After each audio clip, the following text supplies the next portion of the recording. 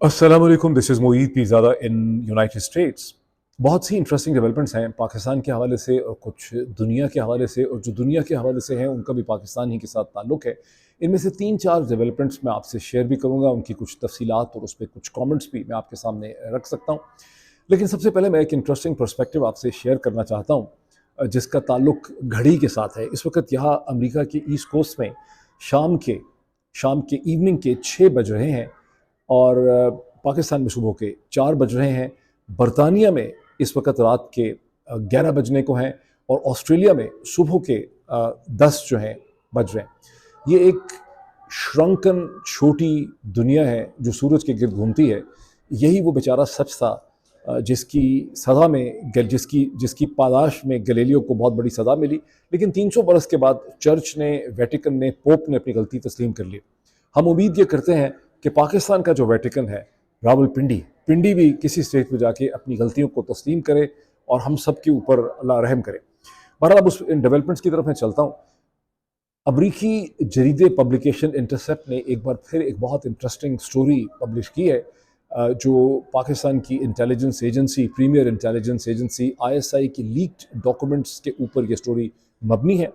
और ये स्टोरी ये दावा करती है कि आईएसआई ने पाकिस्तान के फॉरेन ऑफिस को अपनी एक्सपर्ट ओपिनियन दी 23 अगस्त 2023 को, जिसमें उन्होंने बताया कि साइफर डॉक्यूमेंट का लीक हो जाना, इनक्रिप्टेड हो या प्लेन टेक्स्ट में हो, उससे पाकिस्तान फॉरेन ऑफिस का जो कोड है, इंक्रिप्शन कोड है, उसे किसी किस्म का ख़तरा नहीं है।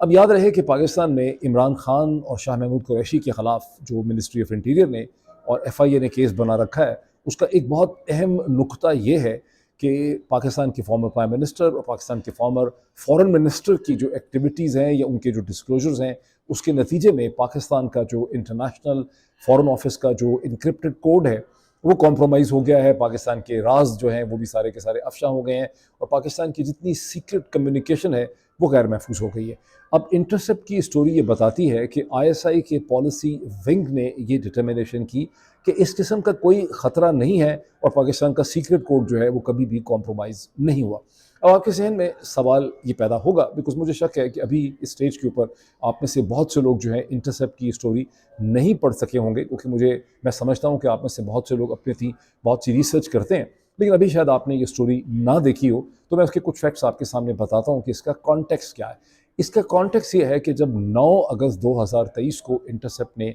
आईएसआई की लीक्ड डॉक्यूमेंट्स पे एक स्टोरी पब्लिश की, आईएसआई की सोर्सेज पे, उसमें उन्होंने ये दावा किया कि जो साइफर जिसे हुकूमत पाकिस्तान डिनाई करती रही है, ये वही बात है कि वही साइफर है जिसके ऊपर अब केस बना दिया गया है, और ये साइफर जो है ये वाकई एग्जिस्ट करता है, और साइफर के जो कंटेंट्स या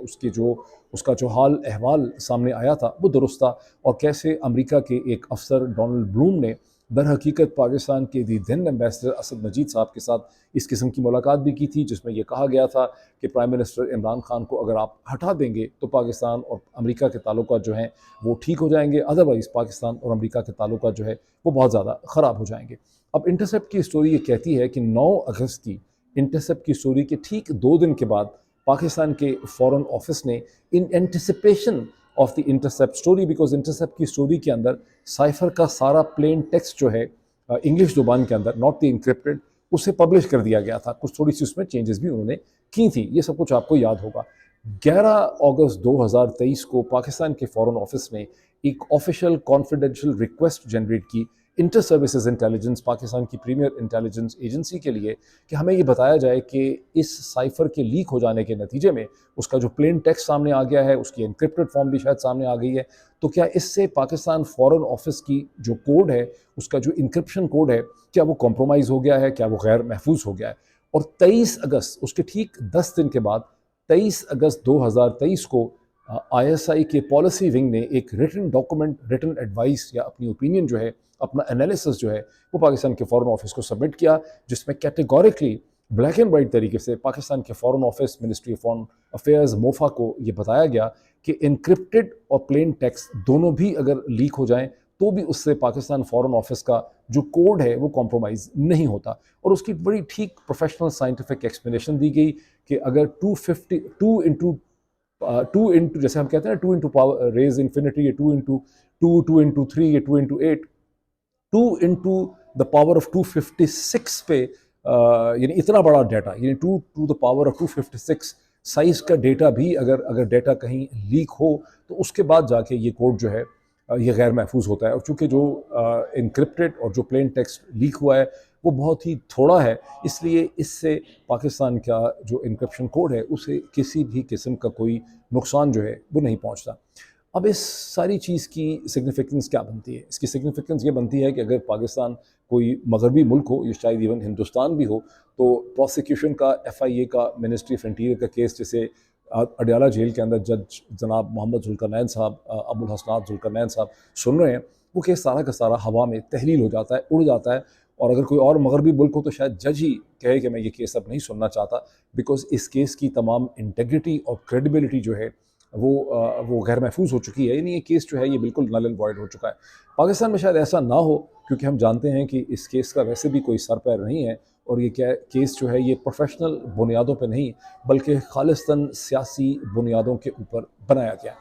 लेकिन इस इंटरसेप्ट की जो स्टोरी है इसकी कुछ और भी इम्प्लिकेशंस हैं। इससे ये भी पता चलता है कि पाकिस्तान की प्रीमियर इंटेलिजेंस एजेंसी, जिसके आज पाकिस्तान की आवाम के बहुत बड़े यानी तबके के साथ ताल्लुकात खासे ख़राब नज़र आते हैं, बहुत ज़्यादा उसकी लान तान हो रही है, बहुत ही ज़्यादा लोग गुस्से में हैं इस बेचारी एजेंसी के ख़िलाफ़। वो जो एक गाना था कि मुन्नी बदनाम हुई, मुन्नी बदनाम हो गई बेचारी, लेकिन मुन्नी जब प्रोफेशनल काम करती है तो वो प्रोफेशनल काम ठीक ही करती है। और उनकी जो ये expert opinion Pakistan foreign office की जो लीक हुई है इंटरसेप्ट के सामने, इससे पता चलता है कि जब ये एजेंसी अपना प्रोफेशनल साइंटिफिक काम करती है तो इसके अंदर कैपेसिटी भी है, इसके अंदर स्किल सेट भी है, ये एक अच्छी इसकी अपनी एक प्रोफेशनल इंटेग्रिटी भी है। और जो गलत फैसले किए जा रहे हैं वो सियासी बुनियादों पे ऊपर से किए जा रहे हैं, और बेचारी मुन्नी और बेचारी एजेंसी जो है उन फैसलों के नतीजे में बदनाम हो रही है। इससे दूसरी चीज़ ये पता चलती है कि इस एजेंसी के अंदर ऐसे बहुत से लोग हैं जिनके दिल, there hearts at the right places, और वो चाहते हैं कि सच जो है वो दुनिया के सामने, आवाम के सामने आ सके और कोई हालात में बेहतरी हो। ये और बात है कि शायद ये सच्चे लोग जो इस एजेंसी के अंदर हैं, या जो इंटेग्रिटी वाले लोग हैं, ये कमज़ोर हैं या तादाद में बहुत कम हैं, या अपने डिसिप्लिन को वायलेट नहीं कर सकते। बहरहाल वो एग्जिस्ट ज़रूर करते हैं और वो मसलसल कोशिश कर रहे हैं कि सच को बाहर पहुँचाया जा सके। बहरहाल अगर एक ये डेवलपमेंट है तो दूसरी तरफ एक बहुत ही इंटरेस्टिंग डेवलपमेंट हमारे सामने मुस्लिम मुल्क मशरक़ वस्ता के सबसे बड़े आबादी के तनासब से, सबसे बड़े तारीख़ के एतबार से सबसे अहम मुल्क मिस्र से आती है, जहाँ जनरल अल सिसी ने तीसरा इलेक्शन जो है वो पॉपुलर बुनियादों पर जीत लिया है। जो इलेक्शन कमीशन के वहाँ पर नताइज आए हैं उससे पता चलता है कि इस इलेक्शन के अंदर अनप्रेसिडेंटेड वोट डाला, यानी तमाम तारीख़ में जितना भी वोट डाला था, ये तीसरा इलेक्शन था जो जनरल सिसी ने जीत लिया है, और वो तीसरी दफ़ा पॉपुलरली इलेक्ट हो गए हैं। इस इलेक्शन के अंदर बताया जाता है कि तकरीबन गैर मामूली वोट डाला है, और 66 या 67% पॉपुलर वोट जो है वो इस इलेक्शन के अंदर कास्ट हुआ है, जिसमें से इस्लाम का जो इतना बड़ा ये सिपाही है उसने 89.6%, यानी अगर इसको राउंड कर दें फिगर को स्कूल की मैथमेटिक्स में, तो 90% पॉपुलर वेट जनरल सिसी ने वेट कह रहा हूँ, उन्होंने वोट हासिल किया है, और वो एक बार फिर इजिप्ट के प्रेसिडेंट जो है वो मुंतखब हो गए हैं। और उनके जो बाकी मुखालिफिन थे उनका किसी ने नाम भी नहीं सुना हुआ। जो मैंने उनकी खबरें देखी हैं, उनको ना इजिप्ट में कोई जानता था, ना उनको इजिप्ट से कोई बाहर जानता था। पाकिस्तान में भी शायद इसी किस्म के इलेक्शन करने की कोशिश जो है वो की जा रही है। अब याद रहे कि जनरल सिसी ने 2013 में अरब दुनिया के मशरक़ वस्ता के पहले पॉपुलरली इलेक्टेड प्रेसिडेंट मोहम्मद मुर्सी, जिनका ताल्लुक मुस्लिम ब्रदरहुड से था, जिनके पास उस वक़्त 63% अप्रूवल रेटिंग थी, जो उससे पहले 2012 के इंतखाबात में हुए थे, उसमें उनका तख्ता उलट के जनरल सिसी ने इक़्तिदार संभाला था। और ये एक आम पॉपुलर परसेप्शन है कि ये इक़्तिदार संभालना, इसमें उनको इसराइल, सऊदी अरब, मुत्तहिदा अरब इमारात और अमेरिका और यूरोप की उनको सपोर्ट हासिल थी। यूरोप ज़रा बैकग्राउंड में रहता है, लेकिन अमेरिका, इसराइल, सऊदी अरब और मुत्तहिदा अरब इमारात की जो सपोर्ट है उसके बहुत से शवाहिद हमारे सामने हैं। अब ये कोई ढकी छुपी बात नहीं है, वो कि अमेरिका और इसराइल ने इसको बहुत छुपाने की कोशिश की, लेकिन ख़ुद अगर आप इजिप्ट के सेक्शन पे जाएं और न्यूयॉर्क टाइम्स ही की स्टोरीज़ पढ़ें जो गुज़श्ता 10 बरस में फ़ाइल की गई हैं, बहुत ही खूबसूरत स्टोरीज़ हैं, बहुत डिटेल स्टोरीज़ हैं, और ये बात बिल्कुल डॉट कनेक्टिंग करके वाज़ेह हो जाती है कि इजिप्ट के अंदर अल सिसी का जो राइज़ है और उनका जो मिलिट्री कू है, उसे अमेरिका, इसराइल सभी की सपोर्ट जो है वो हासिल रही। अब ये एक ऐसी डेवलपमेंट है माशाल्लाह, क्योंकि पाकिस्तान में आम तौर पे ये कहा जाता है कि जब बहुत ज़्यादा वोट डलेगा तो धांधली करना ज़रा मुश्किल हो जाएगा। लेकिन इजिप्ट ने कमाल कर दिया है, जनरल सिसी ने, उनके इलेक्शन कमीशन ने ऐसा कमाल किया है कि खबर आ रही है गैर मुसद्दक़ ज़राए से कि पाकिस्तान का इलेक्शन कमीशन और जनाब राजा सिकंदर सुल्तान साहब जो हैं वो इजिप्ट के इलेक्शन कमीशन से बहुत मुतासर हुए हैं, बड़े खुश हुए हैं और उन्होंने फ़ौरी तौर पे फ़ैसला किया है कि एक फ़ौरी फ़्लाइट बुक करके पाकिस्तान का इलेक्शन कमीशन जो है वो इजिप्ट पहुँचे। हो सकता है कि पाकिस्तान इलेक्शन कमीशन का एक डेलीगेशन इजिप्ट के लिए रवाना भी हो चुका हो और आपको खबर आए कि सुबह वहाँ पे वो पहुँच गया है और वहाँ जाके वो सॉफ्टवेयर हासिल करना चाहते हैं जो इजिप्ट की मिनिस्ट्री ऑफ डिफेंस ने या उनकी इंटेलिजेंस ने बनाया होगा, जिसको इस्तेमाल किया है इलेक्शन कमीशन ने इजिप्ट के अंदर, जिसके ज़रिए इतने ज़बरदस्त किस्म के नताइज जो हैं वो हासिल किए गए हैं। अगर एक तरफ ये डेवलपमेंट है तो एक और भी डेवलपमेंट है जो इससे खासी मिलती जुलती है। वो ये कि आज का दिन जो कंक्लूड हुआ गुज़िश्ता 24 घंटे में, उसमें पाकिस्तान इलेक्शन कमीशन के एक पैनल ने उन पिटिशंस को और उन दरख्वास्तों को, उन कंप्लेंट्स को सबको सुन लिया है जो पाकिस्तान तहरीक इंसाफ का जो इंट्रा पार्टी इलेक्शन 2 दिसंबर को हुआ था उसके ख़िलाफ़ फ़ाइल की गई हैं। ये 14 पिटिशंस हैं जिसमें सबसे ज़्यादा काबिल ज़िक्र पिटिशन जो है वो अकबर एस बाबर साहब की है, जो इंसिस्ट करते हैं कि मैं तहरीक इंसाफ का फाउंडिंग मेंबर हूँ। ये और बात है कि बहुत से लोग ऐसे शवाहिद और ऐसे हक़ाइक़ सामने ला चुके हैं जिनसे ये पता चलता है कि तहरीक इंसाफ के 7 फाउंडिंग मेंबर थे इमरान खान समेत, और उनमें अकबर एस बाबर का दूर दूर तक कोई जिक्र नहीं है। वो बलूचिस्तान के किसी प्रोविंशियल चैप्टर से उनका ताल्लुक ज़रूर रहा है। लेकिन ये एक अजीब व गरीब किस्म की सूरत हाल है कि वो अकबर एस बाबर, जिन्हें 2011 में तहरीक इंसाफ ने तमाम लीगल प्रोसीजर मुकम्मल करने के बाद, कानूनी कार्रवाई मुकम्मल करने के बाद तहरीक इंसाफ से निकाल दिया था, वो अभी तक कानूनी बाज़ अदालतों के डिसीजंस के नतीजे में तहरीक इंसाफ के मेंबर हैं। और पाकिस्तान के जो बड़े अखबार है, जैसे डॉन है, जैसे ट्रिब्यून है, ये मुसलसल उनको लिखते हैं, ओपनिंग लाइन में लिखते हैं कि the founding member of Tehreek of Pakistan of PTI जनाब अकबर एस बाबर। बहरहाल आज इलेक्शन कमीशन ने इन 14 के 14 पिटिशनर्स और तहरीक इंसाफ के जो वकील हैं जनाब बैरिस्टर अली ज़फ़र, उनकी तमाम तर आर्गूमेंट्स को सुनने के बाद अपने फ़ैसले को महफूज रखा। अब इन आर्गूमेंट्स की बहुत ज़्यादा तफसील में जाना इसलिए बेसूद है कि ये केस जिन बुनियादों पर बनाया गया है, थोड़ा सा मैं जिक्र ज़रूर कर देता हूँ, लेकिन फिर मैं थोड़ा सा एक किस्सा भी आपको इसके हवाले से सुनाना चाहता हूँ। बैरिस्टर अली ज़फ़र ने इलेक्शन कमीशन के सामने ये बात वाज़ेह की कि जो 14 पिटिशनर हैं, इनमें से सिर्फ अकबर एस बाबर ही ऐसे हैं जो तहरीक इंसाफ की जो एक फ़ी होती है पार्टी की, वो देते रहे हैं, और बाकी तो उनका कोई ताल्लुक़ पाकिस्तान तहरीक इंसाफ के कभी भी वो एक्टिव मेंबर जो हैं वो नहीं रहे। और बैरिस्टर अली ज़फ़र ने इलेक्शन कमीशन को ये भी याद करवाया कि फरवरी 2023 में ख़ुद इलेक्शन कमीशन ने एक ऐसा फ़ैसला किया जिसमें कहा गया कि इंट्रा पार्टी जो इलेक्शन है उसमें वही लोग पार्टिसिपेट कर सकते हैं जो पार्टी के एक्टिव मेंबर हों, उसकी फ़ीस देते हों, उसकी मेंबरशिप को एक्टिवली फॉलो करते हों। और यूँ वो लोग जो पार्टी के एक्टिव मेंबर नहीं हैं और जिन्होंने उसके इलेक्शन के अंदर कोई अपनी पिटिशंस डाली भी नहीं है, उसकी फ़ी भी नहीं दी, उनका कोई लोकस स्टैंडी जो है वो नहीं बनता। और उन्होंने ये भी इलेक्शन कमीशन को बताया कि इन सारे पिटिशनर्स की अगर आप पिटिशंस को देखें तो इसको देख के तो ऐसा लगता है कि पार्टी ने कोई खुफिया इलेक्शन किए हैं, पहले से उसके रिजल्ट्स डिसाइड किए हुए थे। ऐसा नहीं है। पार्टी के अंदाज़न 8 लाख रजिस्टर्ड 0.83 मिलियन यानी 1 मिलियन से थोड़ा सा कम रजिस्टर्ड वोटर्स हैं। सिर्फ वही as per the law election में हिस्सा ले सकते थे उन्होंने इस इलेक्शन में, और ये लोग जो है इनकी इलेक्शन की लोकल स्टैंडिंग नहीं थी, उन्होंने इलेक्शन में पार्टिसिपेट किया भी नहीं है, इसलिए आप इन पिटिशंस को बर्खास्त कर दें। अकबर एस बाबर साहब ने इलेक्शन कमीशन को ये बताया कि जो तहरीक इंसाफ ने इलेक्शन करवाए हैं ये दर हकीकत एक जाली इलेक्शन थे, असल इलेक्शन जो हैं वो हुए ही नहीं है जो जो होने चाहिए थे एज़ पर दी इलेक्शन एक्ट 2017। ये जो सारी प्रोसीडिंग है जो इलेक्शन कमीशन की तहरीक इंसाफ के इंट्रा पार्टी इलेक्शन के हवाले से है,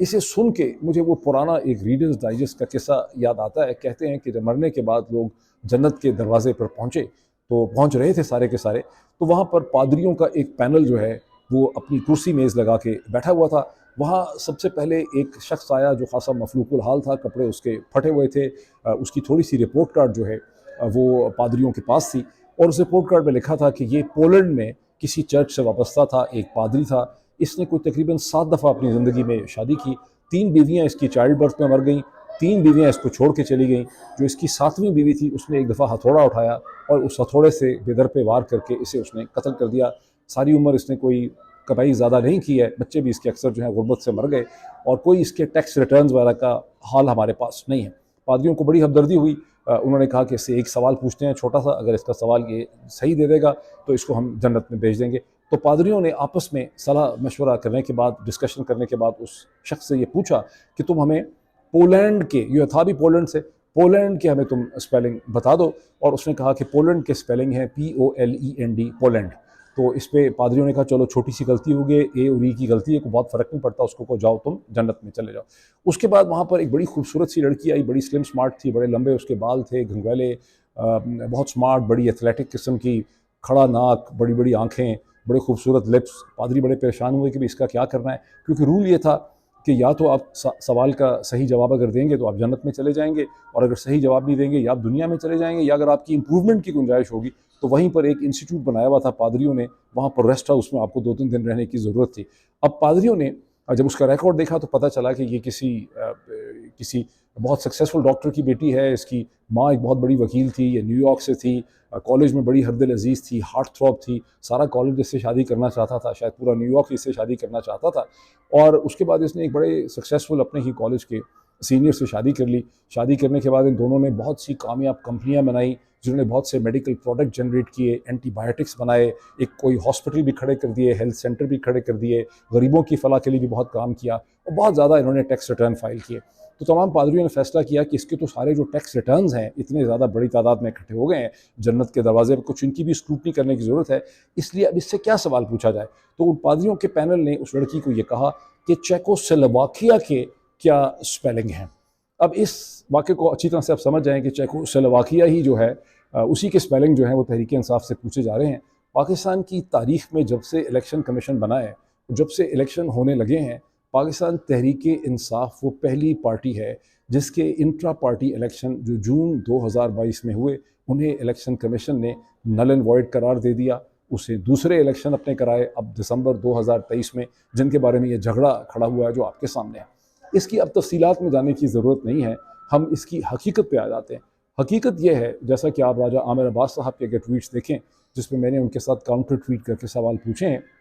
वो ये कह रहे हैं कि यहाँ पूरा का पूरा प्लान ये है कि, और जैसा कि मैं एक से ज़्यादा वीलॉग में कह चुका हूँ कि राजा सिकंदर सुल्तान साहब एक बड़े सच्चे मुसलमान हैं, और वो जनाब नवाज शरीफ साहब को अपनी ज़ुबान दे बैठे हैं, वादा कर बैठे हैं, अहद कर लिया उन्होंने कि तहरीक इंसाफ को इलेक्शन का बल्ला जो है वो नहीं दिया जाएगा, बल्ले का निशान नहीं दिया जाएगा। तो फिर होगा क्या? यानी प्लान कुछ इस किस्म से लग रहा है, जैसे कि राजा आमिर अब्बास लिखते हैं और लोग भी लिख रहे हैं कि तहरीक इंसाफ को बल्ले का जब निशान नहीं मिलेगा तो तहरीक इंसाफ के जितने भी इलेक्शन कैंडिडेट उम्मीदवार होंगे वो आज़ादाना तौर पर इलेक्शन लड़ेंगे, और उसके बाद जब वो इलेक्ट होकर असम्बली में आएंगे तो फिर उनको किसी भी डायरेक्शन में मैनिपुलेट किया जा सकता है। यानी तहरीक इंसाफ की एज अ पार्टी कोई हैसियत होगी ही नहीं, और एक अजीब व गरीब किस्म का इंडिपेंडेंट हाउस होगा जिसके ऊपर पिंडी का पोप जो है उसको मुकम्मल इख्तियार होगा।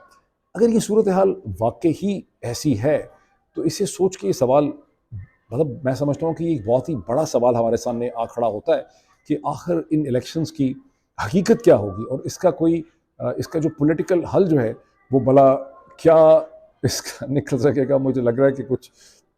पिक्चर्स इसकी खासी अजीब गरीब हो जाएंगी। बहरहाल ये अब तक की जो सारी एक सिचुएशन है, और इसमें एक खुशखबरी है, बहुत बड़ी खुशखबरी ये है कि जनाब बैरिस्टर शेर अफजल जो हैं उन्हें